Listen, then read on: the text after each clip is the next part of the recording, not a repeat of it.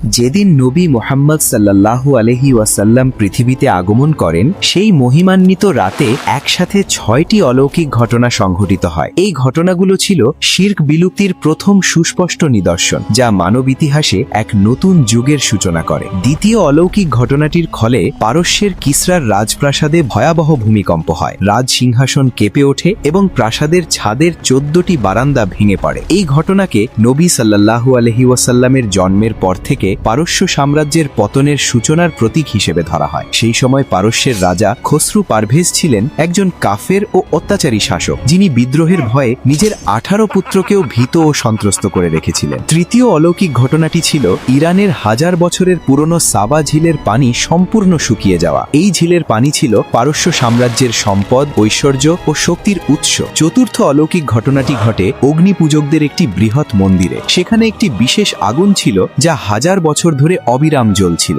নবী সাল্লাল্লাহু আলাইহি ওয়াসাল্লামের জন্মের রাতে সেই আগুন কোনো জল বা বাতাস ছাড়াই হঠাৎ নিভে যায়। এটি ছিল অগ্নিপূজার অবসান এবং তাদের ভ্রান্ত ধর্মের সমাপ্তির সুস্পষ্ট আলামত। পঞ্চম ঘটনায় দেখা যায় আকাশ থেকে এক উজ্জ্বল নূর বর্ষিত হতে থাকে। সেই নূর মক্কা থেকে সিরিয়া পর্যন্ত ছড়িয়ে পড়ে। এ সময় ফেরেশতারা পৃথিবীতে অবতীর্ণ হন এবং হযরত আমিনা বিনতে ওয়াহাব রাদিয়াল্লাহু আনহা এর ঘরকে ঘিরে ফেলেন। ষষ্ঠ অলৌকিক ঘটনায় হযরত জিবরিল আলাইহিস সালাম হযরত আমিনা রাদিয়াল্লাহু আনহা এর কাছে উপস্থিত হয়ে সুসংবাদ দেন। তিনি বলেন, হে আমিনা, তুমি পৃথিবীর শ্রেষ্ঠ সন্তানের জন্ম দিয়েছ, তার নাম রাখো মুহাম্মদ।